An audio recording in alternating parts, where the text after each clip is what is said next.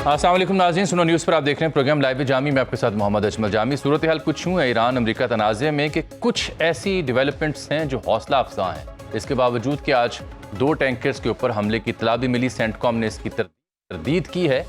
Trump साहब का जो लबो लहजा पिछले 48 घंटों में है और उसमें कुछ तब्दीली है, बेहतरी है। इसके बावजूद कि आज उन्होंने ये कहा कि शराइत जो ईरान की हैं वो मुझे कबूल नहीं है, लेकिन बैकड्रॉप में प्रोसेस चल रहा है।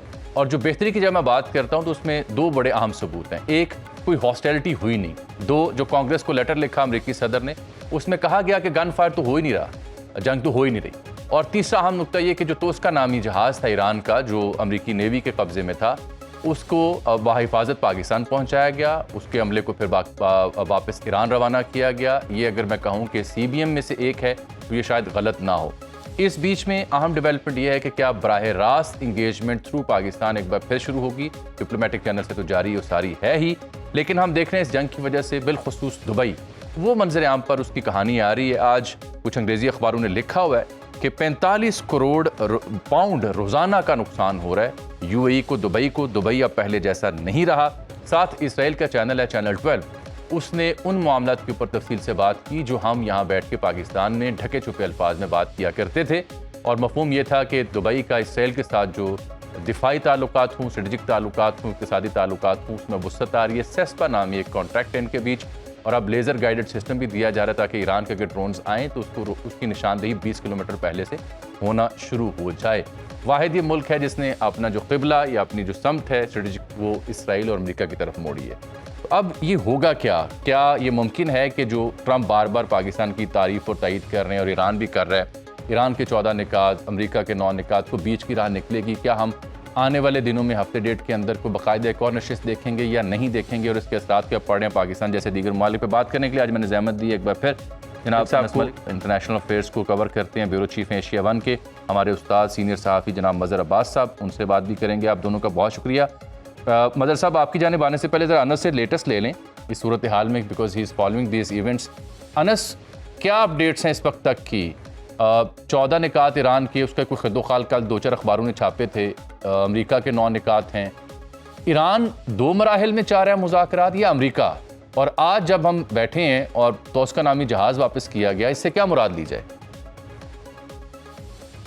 बहुत बहुत शुक्रिया जामी साहब for having me on the show. देखें, 2-3 चीज़ें हैं। ईरान, बिल्कुल आपने सही कहा कि Iran phased out structured manner के अंदर मुज़ाकरात चाहता है, जबकि अमेरिका एक ऑल इन आउट जो है या वन गो में जो है वो डील चाहता है। अमेरिका ये बात समझता है, प्रेसिडेंट ट्रंप ये बात समझते हैं कि जितना ज़्यादा ये जंग या ये कॉन्फ्लिक्ट खिंचेगा और जितना करीब नवंबर आता जाएगा उतना ज़्यादा उनके लिए मसला है। और मसला एट होम है, जिसकी वजह से और उनका पॉपुलैरिटी ग्राफ भी गिरता जाएगा, जिसकी वजह से वो यही एक वन शॉट के अंदर ये सारे मामलात को हल करना चाहते हैं। आपने MV टूस्का की बात की, मेरे ख्याल से हमारी इसके ऊपर पहले भी बात हुई थी और मैंने आपको कहा था कि कॉन्फिडेंस बिल्डिंग मेजर के तौर पे या जहाज़ को या क्रू को किसी को रिलीज़ करना होगा। कल उन्होंने रिलीज़ किया, आज इसकी बाकायदा तौर पे वज़ारत ख़ारजा ने भी इसकी तस्दीक कर दी है। मेरे ख्याल से अब अगला ओनस जो है वो ईरान के ऊपर लाया करता है कि जहाँ पर ईरान ने भी अपनी विलिंगनेस या सिंसेरिटी फॉर टॉक शो करनी है। जहाँ पर वो एक तरफ तो वो बयान दे रहे हैं कि जी हम रिव्यू कर रहे हैं प्रपोजल, बट पिछली बार बातचीत पर आने से इनकारी ईरान था और उसने नेवल ब्लॉकेड जो है उसको साइट किया था। अब एक कॉन्फिडेंस बिल्डिंग मेजर हो चुका है। पिछली बार ऑन द टेबल अमेरिका ने ये बात कही थी कि अगर ईरान बातचीत के लिए आ जाता है तो वो नेवल ब्लॉकेड को डी फैक्टो तौर पे हटाने के लिए कंसिडर कर सकते हैं। तो अब देखना होगा कि ईरान इस पूरे बात को किस तरह रेसिप्रोकेट करता है। जामी साहब, बिल्कुल ठीक। अनस मेरे साथ हैं। मदर साहब, ये अनस ने लेटेस्ट तो दिया है, आपको क्या लगता है ऐसे अनफोल्ड होंगे? क्या एक बार फिर कोई जंग का खतरा होगा, या अब आपको लग रहा है सूरत हाल को देखते हुए कि मामला फहमी के करीब है हम? जी, मेरी आवाज़ आ रही है? बिल्कुल बिल्कुल, मैं आपको सुन पा रहा हूँ सर। मदर साहब, मैं आपको बिल्कुल सुन पा रहा हूँ। अगर आप मुझे सुन पा रहे हैं तो आपकी खिदमत मैंने सवाल अर्ज किया। मुझे देखिए, बहुत ही, क्योंकि एक अनप्रेडिक्टेबल सी सिचुएशन है और उसकी एक बड़ी वजह यह है कि खुद अमेरिकी सदर बहुत अनप्रेडिक्टेबल है। तो आप किसी सिचुएशन में कल क्या होगा बिल्कुल प्रेडिक्ट नहीं कर सकते। लेकिन एक चीज जो हमें नजर आ रही है जो जंग बंदी के बाद, ये है कि जंग दोबारा शुरू नहीं हुई। टेंशन है, टेंशन कभी ऊपर जाती है कभी नीचे आती है।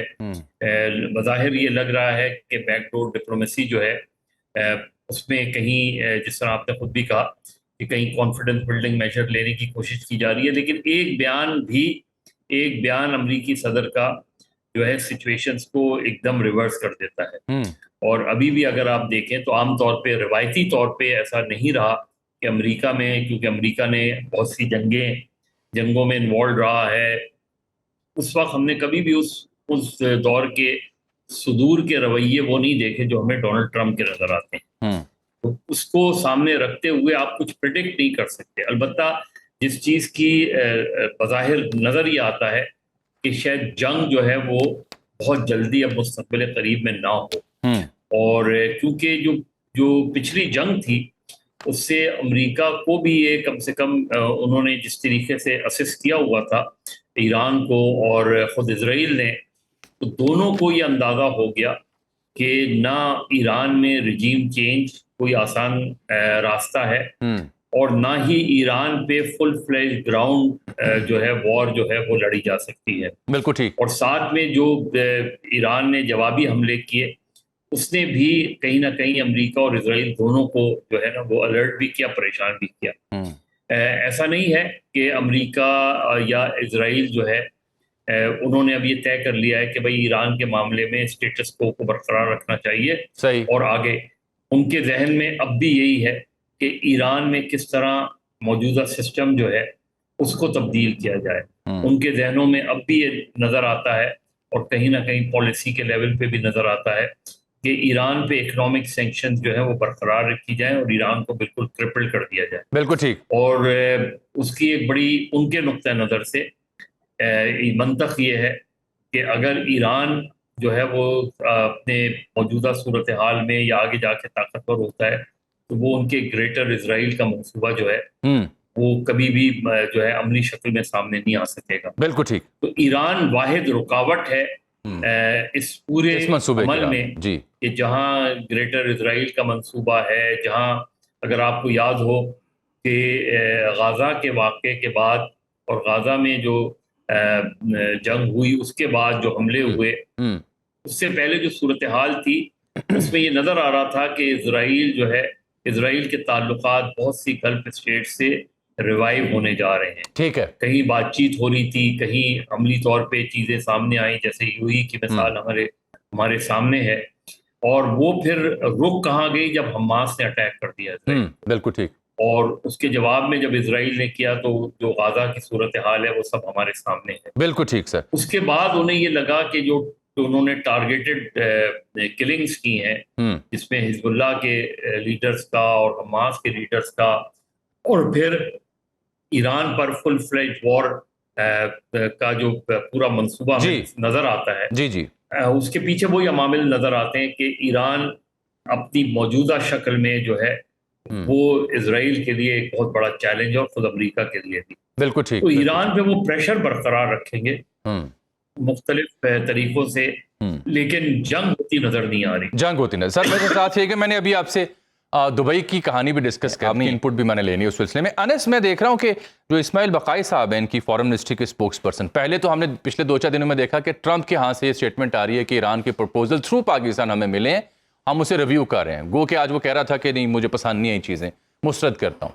लेकिन इस्माइल बकाई साहब कह रहे हैं कि हमने भी मैसेज जो है यूएस का वो रिसीव हुआ through Pakistan, and I will not discuss the details of the issue raise at this time because these issues are still under review. ये उन्होंने रिपोर्टर्स को आज दिन के वक्त अल जज़ीरा ने इसे रिपोर्ट किया हुआ था। ये यानी ईरानियन तजावीज़ के जवाब में अमरीकी प्रपोजल आया है जो ईरान के पास आया है, उसमें क्या नजर आ रहा है आपको?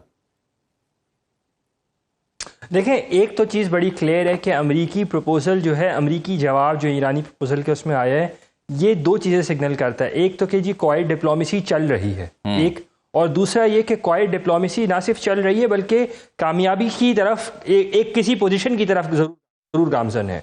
अगर आप इसको कामयाबी ना भी कहें, if you fall short of it, लेकिन एक पॉजिटिव ट्रेजेक्ट्री की तरफ जो है वो ज़रूर जा रही है। और यही वजह है कि ये प्रपोजल्स जो हैं ये कंटिन्यू टू बी एक्सचेंज। तो मेरे ख्याल से इन डिप्लोमेटिक लैंग्वेज अगर जो कहते हैं कि जी no news is good news, no news is definitely good news इस पर्टिकुलर केस के अंदर। दूसरी बात, दोनों फरीक़ैन इस मामले की नज़ाकियत को समझते हैं कि अगर वो मीडिया के थ्रू बातचीत करना शुरू कर दें तो फिर ये मामला कहीं नहीं जाएगा। इसीलिए जैसे कहते हैं कि हाथी के दांत दिखाने के और खाने के और, तो जो बात वो पब्लिकली करते हैं वो एक अलग स्टांस, और जो प्राइवेटली या नेगोशिएटिंग टेबल पर करते हैं वो एक अलग स्टांस है। और यही उसी की आप एक कंटिन्यूटी देखें कि आज सुबह जब प्रेसिडेंट ट्रंप ने जो स्टेटमेंट दी अपना हुर्मुज़ को लेके, प्रोजेक्ट फ्रीडम को लेके, उसमें उन्होंने एक बड़ा इंपॉर्टेंट ऑपरेटिव पैराग्राफ जो उनका था, ये ऑपरेटिव लाइंस थी, उन्होंने कहा कि my representatives continue to engage with the Iranian side in a positive manner and I am aware of it. और उन्होंने फिर कहा कि may be they can go for an agreement. मेरे ख्याल से बड़ा इंपॉर्टेंट ये है कि डिस्पाइट कि प्रेसिडेंट ट्रंप ने पब्लिकली उसको डिनाई किया है रिपोर्टर से बात करते हुए, उसके बावजूद भी वो डिप्लोमेसी में वो भी इंगेज कर रहे हैं, वो बिलीव भी करते हैं और वो इंगेज भी कर रहे हैं, और वो ईरानी साइड से कॉन्स्टेंटली इन टच भी हैं थ्रू पाकिस्तान। अच्छा अनस, अगर मैं ब्रीफली आपसे पूछूं तो इन इवेंट्स को देखते हुए क्या एंटिसिपेट आप करते हैं? क्या हम एक्सपेक्ट करें कि down the lane within a week और 10 डेज एक बाकायदा अमल मुज़ाकरात का जो इस्लामाबाद डायलॉग 1 हुआ था उसकी कंटिन्यू में दूसरा राउंड हो सकता है?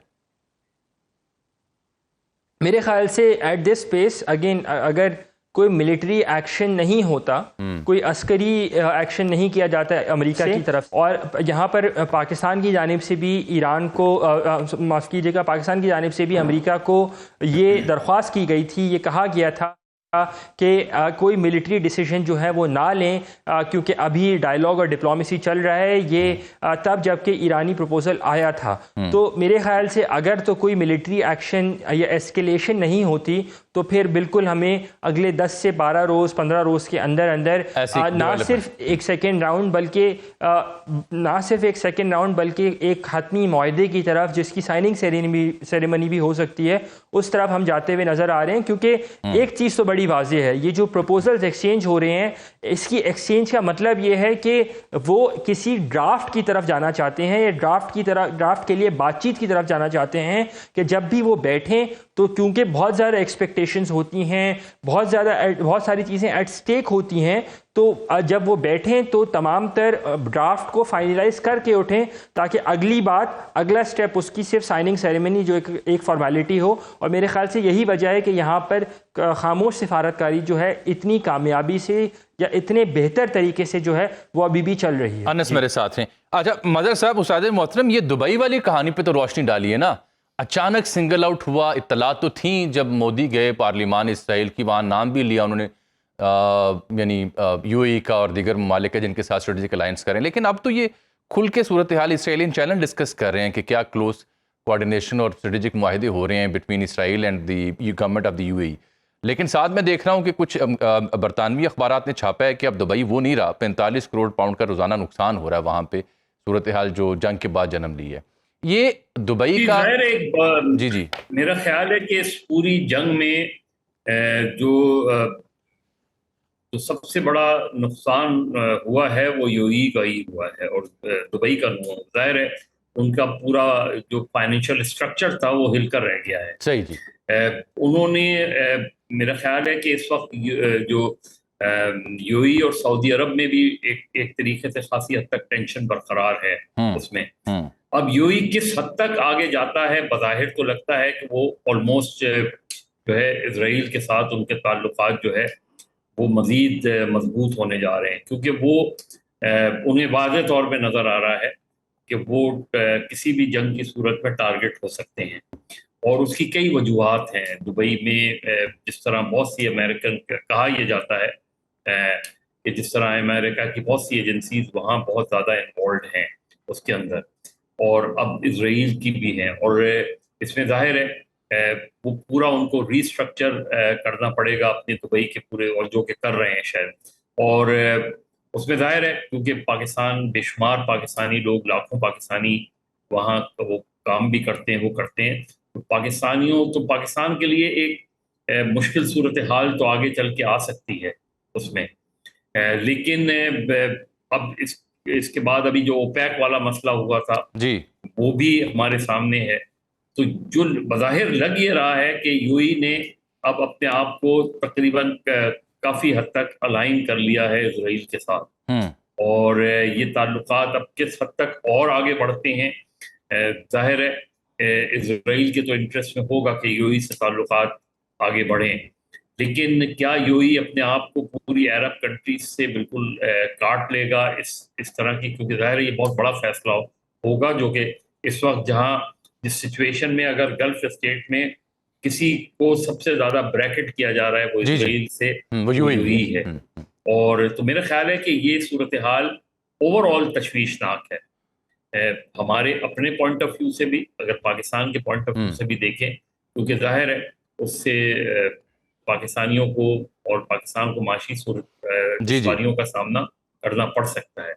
लेकिन उसमें किस हद तक सऊदी अरब और दीगर जो ममालिक हैं, ओमान वगैरह, वो किस हद तक पाकिस्तान को, जो बज़ाहिर अभी लगता है कि पाकिस्तान पर एतमाद है उनको, और इस पूरी जंग में पाकिस्तान ने जिस तरह मीडिएटर का रोल प्ले किया है और अब तक कर रहा है, और जिस तरह अमेरिका और ईरान और इवन गल्फ स्टेट्स पाकिस्तान पर एतमाद कर रही हैं, मेरे ख्याल है अगर ये जंग किसी मुआहदे की बुनियाद पर ख़त्म होती है, क्योंकि अभी तो जंग बंदी है, जंग ख़त्म नहीं हुई है, जंग ख़त्म होती है किसी मुआहदे की सूरत में, बिल्कुल ठीक। तो पाकिस्तान को आगे चल के माशी जो है वो सहूलतें बहुत मिल सकती हैं। पाकिस्तान डिपेंड करता है कि ऑब्वियसली हमारी जो हुकूमत है वो किस तरह आगे चल के इकोनॉमिक पॉलिसीज को ओवरकम करती है। बिल्कुल ठीक। लेकिन ये एक विंडो ऑफ अपॉर्चुनिटी है आपके लिए, आप इमर्ज होके आए हैं एक अच्छे मीडिएटर के तौर पे, और अगर इसका इख्तिताम जो है किसी मुआहदे की सूरत में होता है तो इसमें आगे चल के आपको दूसरे मामलात में भी सहूलतें मिल सकती हैं। अब डिपेंड करता है कि ये चीज़ सूरत हाल 1 हफ्ते में ठीक होती है, 10 दिन में ठीक होती है, 15 दिन, महीना लगता है उसमें। लेकिन अगर जंग नहीं होती और जैसे स्ट्रेट ऑफ हॉर्मुज़ के सिलसिले में कोई एक जो है थिंकिंग डेवलप होती है, कोई इस तरीके से एग्रीमेंट डेवलप होता है, और ईरान और अमेरिका के दरमियान, क्योंकि दोनों के दरमियान सबसे बड़ी जो रुकावट है वो कॉन्फिडेंस की है। बिल्कुल ठीक। ईरान का फियर ये है कि वो डोनाल्ड ट्रंप पे ट्रस्ट नहीं कर सकते, और वो इतना गलत फियर नहीं है, क्योंकि जो डोनाल्ड ट्रंप की शख्सियत का अगर हम जायजा ले लें तो वहाँ ये चीज़ अपनी जगह मौजूद है। लेकिन एक चीज़ जो हमें बहुत गौर करने की ज़रूरत है वो ये है कि इस जंगबंदी के दौरान हमने इजराइल की तरफ से कोई अटैक या कोई वायलेशन नहीं देखी इसकी, जबकि लबनान और गाजा की सूरत हाल इससे बिल्कुल मुख्तलिफ है। बिल्कुल लगता यह है कि ईरान जो है वो पहले हिजबुल्लाह को टारगेट करना चाहता है और हिजबुल्लाह की पूरी लीडरशिप को खत्म करना चाहता है। उसके बाद अब वो, क्योंकि उसने ईरान को आजमा के देख लिया, तो ये जो प्रॉक्सीज हैं इनको लगता यह है कि इजराइल पहले टारगेट करेगा। तो इट्स नॉट ओवर येट, और सिचुएशन जो है अभी भी होके कम से कम ये सबसे बेहतर सूरत हाल है कि जंग दोबारा शुरू नहीं हुई।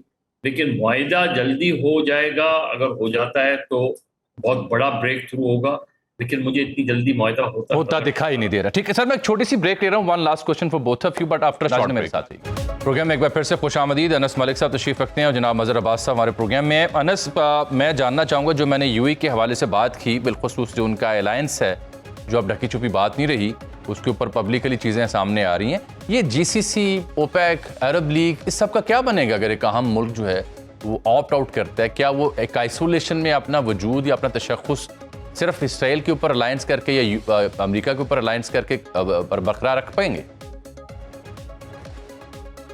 मेरे ख्याल से कमिटी ऑफ नेशंस के अंदर यूएई का स्टेटस, जो कि जैसे मज़हर साहब कह रहे थे कि सबसे ज़्यादा नुकसान इस जंग के अंदर यूएई का हुआ है, तो यूएई ने अपनी एक पॉइंट पे एक क्लियर साइट्स इसे कहते हैं वो लेने की कोशिश की है या इम्प्लाई करने की कोशिश की है।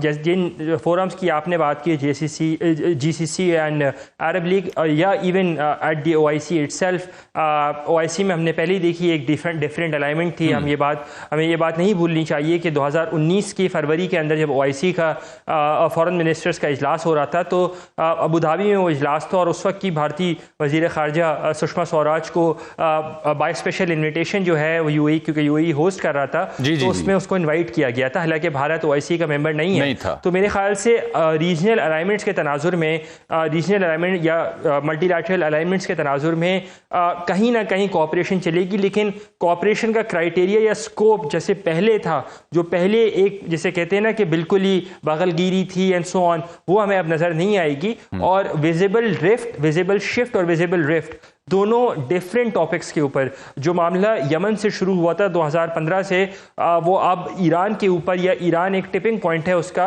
और मेरे ख्याल से रिफ्ट मजीद बढ़ती हुई हमें नज़र आएगी। एक चीज़ उसमें बड़ी क्लियर है, इस्लामाबाद पाकिस्तान जहाँ तक बात है, पाकिस्तान अब बहुत मोहतात है। पाकिस्तान दोनों साइडों से अपना रिलेशन बहुत ज़्यादा वैल्यू करता है, सऊदी साइड से भी और UAE के साथ भी। रिगार्डलेस के जो भी एक्सपेक्टेशन हो, मेरे ख्याल से इस्लामाबाद वही टाइट रोप, जैसे अमेरिका और चीन के तनाजुर में एक टाइट रोप पाकिस्तान वॉक करता रहा है, एक बिल्कुल जिसे कहते हैं ना, एक तरफ खाई थी और एक तरफ कुआं था, तो वही उसी तरह की अप्रोच जो है इस्लामाबाद लेके बड़ा डेलिकेट रिलेशनशिप वो बैलेंस करने में कामयाब रहेगा। अनस, आपका बहुत शुक्रिया। मदर साहब, आपका वक्त मुझे अब चाहिए। मदर साहब, आपने दिहाइयाँ दी हैं, सहाफ़त को भी, सियासी रुजो ज़वाल को भी देखा है, बैनुल अक़वामी मंजरनामे को भी देखा है। मैं आपसे एक बात जानना चाह रहा हूँ, क्या इस जंग के बाद ये बात तय हो गई कि अब नए ब्लॉक्स इमर्ज होंगे, नए इत्तेहाद बनेंगे और पाकिस्तान के लिए आसानी पैदा होगी सूरत हाल में, या हमेशा जो हम एक तवाज़ुन रखते थे, चाहे वो अमेरिका चीन के बीच हो या गल्फ नेशंस के बीच हो, हमें उसका ही दोबारा सामना करना पड़ेगा? देखिए, डिपेंड करता है। पाकिस्तान के लिए चैलेंजेस बहुत हैं, इंटरनल चैलेंजेस बहुत हैं, एक्सटर्नल चैलेंजेस बहुत हैं। इस जंग ने हमें एक विंडो ऑफ अपॉर्चुनिटी तो दी है। जाहिर है पिछले साल जो भारत के साथ जंग हुई है, उससे भारत को भी ये सबक मिल गया कि पाकिस्तान जो है वो आसान हरीफ नहीं है। ठीक। और ये जो अभी UAE वाली हम बात कर रहे थे, तो इसमें आगे जाके पाकिस्तान के लिए एक चैलेंज तो सामने आएगा, क्योंकि इंडिया, इजराइल एंड UAE जो है उनका एक इत्तेहाद सामने आ सकता है। और ऐसा होता है तो वहाँ जो पाकिस्तानी काम कर रहे हैं उनके लिए मुश्किलात बढ़ेंगी। क्या हमारे जहन में, हमारे पॉलिसी मेकर्स के जहन में ये बातें हैं और कोई ऑल्टरनेट चीज़ें हैं हमारे सामने? यकीनी तौर पे होंगी। दूसरा एक बहुत बड़ा चैलेंज जिसका ताल्लुक आपकी इंटरनल सिचुएशन से भी है, वो है अफगानिस्तान। जी।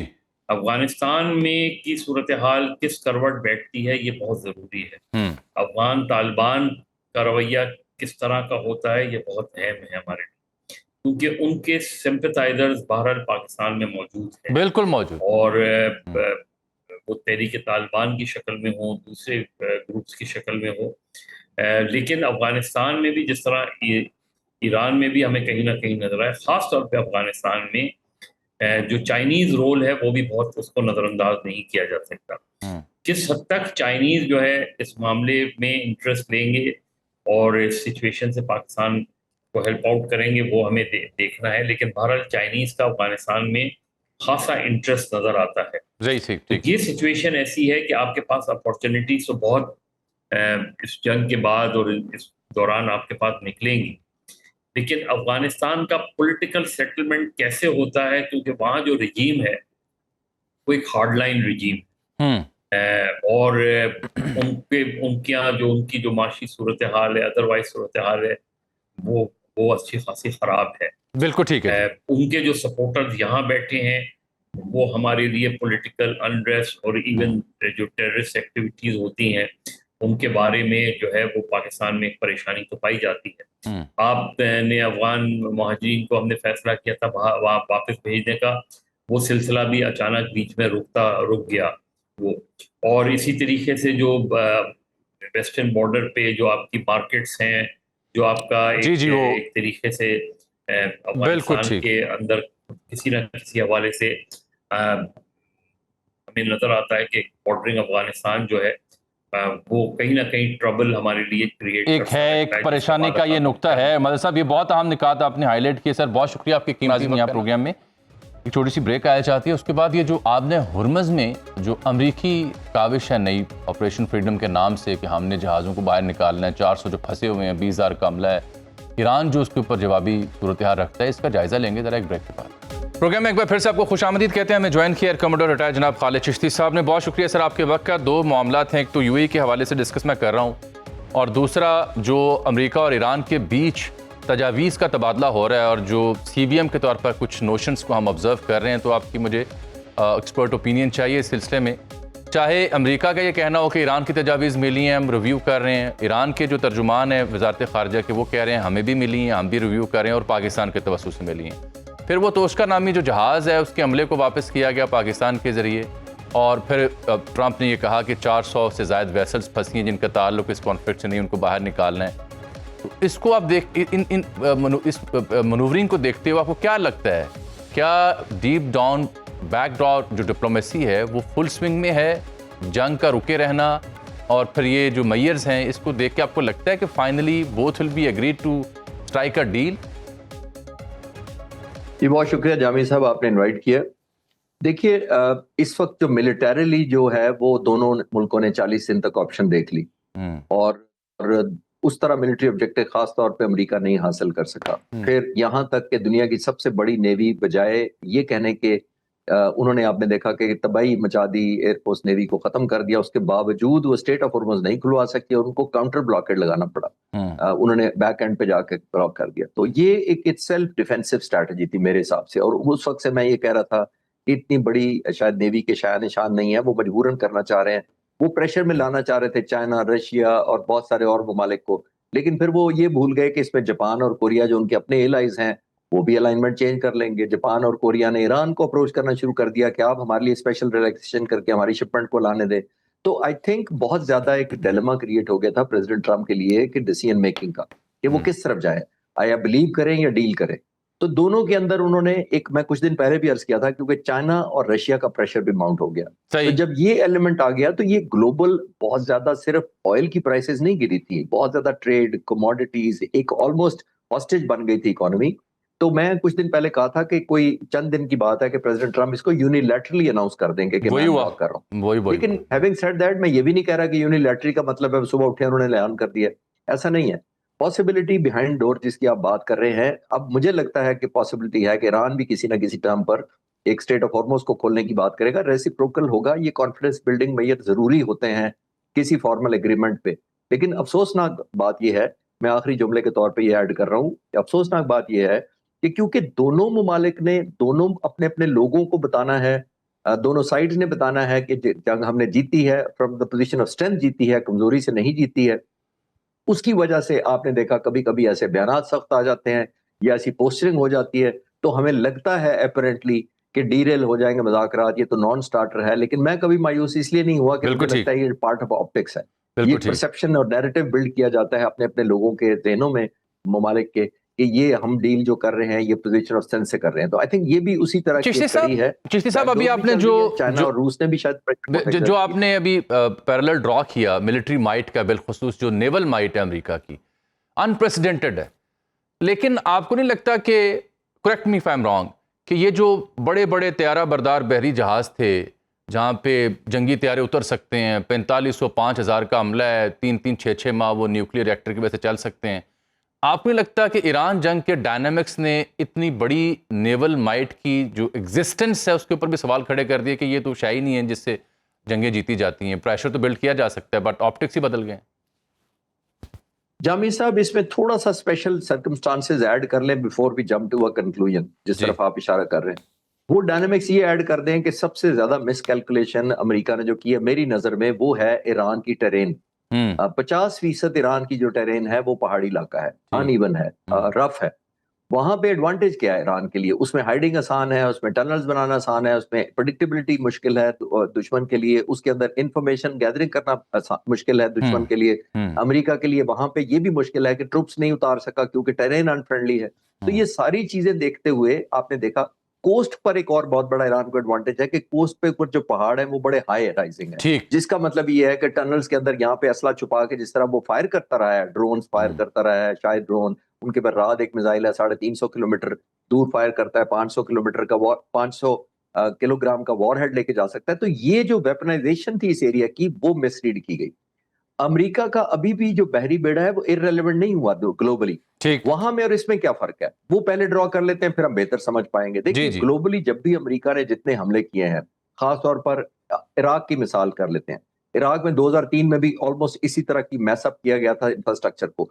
इराक का एडवांटेज ये था कि वो सारे का सारा डेजर्ट है, ईरान का चौथा हिस्सा है, डेजर्ट के अंदर ना टनल बन सकती है, ना हाइडिंग बन सकती है, ना डिफेंड हो सकता है, ना इंटेलिजेंस गैदरिंग अमेरिका के लिए मुश्किल पेश आई। बिल्कुल ठीक। तो वहां पे डिस्ट्रक्ट करना, उनको तबाही मचाना निस्बतन कहीं आसान था ईरान की निस्बत 2003 में। वही शायद इन्होंने मिसकैलकुलेट किया।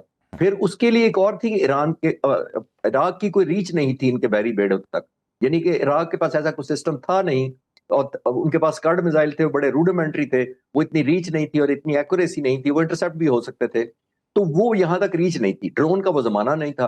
तो इतनी दूर खड़े करके करीब निस्बतन अमेरिका ला सकता था, अफोर्डेबिलिटी रिस्क की। अब आपने देखा कि जिस तरह उसके बहरी बेड़ों को डिस्ट्रक्शन हुई है, ईरान के लिए आसान हो गया रीच आउट करना, एक प्रोहिबिटिव कॉस्ट इम्पोज करना। ये एक बहुत बड़ी एम्बैरेसमेंट थी अमेरिका के लिए कि इतना क्लोज क्यों लाया। तो एक और जो ईरान को बहुत बड़ा एडवांटेज था कि पहले अमेरिकी नेवी लड़ती रही है ओपन सी में। मैं इसको कहता होता हूँ ये ब्लू वाटर नेवी थी, यानी बहुत डिस्टेंस पे आप खड़े, कोस्ट के पास आए ना, येलो वाटर के पास ना आए, वहां से स्टैंड ऑफ वेपन्स करें, जाकर एयर डोमिनेंस क्रिएट करें, वापस आकर लैंड कर जाएं। जिस मुल्क पर हमला करके आए हैं वो तो रीच ही नहीं कर सकता इन तक, आपके एसेट्स तक। यहाँ पे ये नहीं था, यहाँ पे स्टेट ऑफ हुजूमत था, जिसको हम कहते हैं ना बंद गली वाला काम। तो बंद गली का अमेरिका में हो गया, ये उसके लिए सूटेबल बिल्कुल नहीं थी ब्लू वाटर नेवी। किसी और जगह अगर आपने खड़ी करनी है, कोरिया के अगेंस्ट जाके 2000 किलोमीटर करें, वहां पॉसिबिलिटी हो सकती है कि हो, लेकिन आई थिंक ईरान का ज्योग्राफिया, उनका ये जो ज्योग्राफिया खास तौर पे स्टेट ऑफ हॉर्मुज के पॉइंट ऑफ व्यू मैं कह रहा हूँ, ये टर्निंग बैटल थी एक्चुअली। बिल्कुल ठीक। अच्छा सर, अब यूएई भी डिस्कशन में आ रहा है, क्योंकि अब तो इसराइलियन चैनल हूँ या बरतानवी अखबार वो छाप रहे हैं उनका इसराइल के साथ जो स्ट्रेटेजिक अलायंस है या उनकी अपनी जो अगली मंतक है, कहाँ उन्होंने तकिया करना है। लेकिन मैं देख रहा हूँ कि 45 करोड़ पाउंड रोज़ाना का नुकसान दुबई पहले जैसा नहीं रहा, डिस्पाइट द फैक्ट कि उन्होंने अपना जो अलायंस है, क़िबला है, वो बदला है। Why Dubai got hit this much? उसके पीछे स्ट्रेटेजिक रीजंस क्या हैं? Why it was easier for Iran to target Dubai? एक तो देखिए ज्योग्राफिकली करीब था निस्बतन, एक बात तो ये थी। दूसरा डिप्लोमेटिकली भी निस्बतन इजराइल के ज्यादा करीब है यूएई जो है।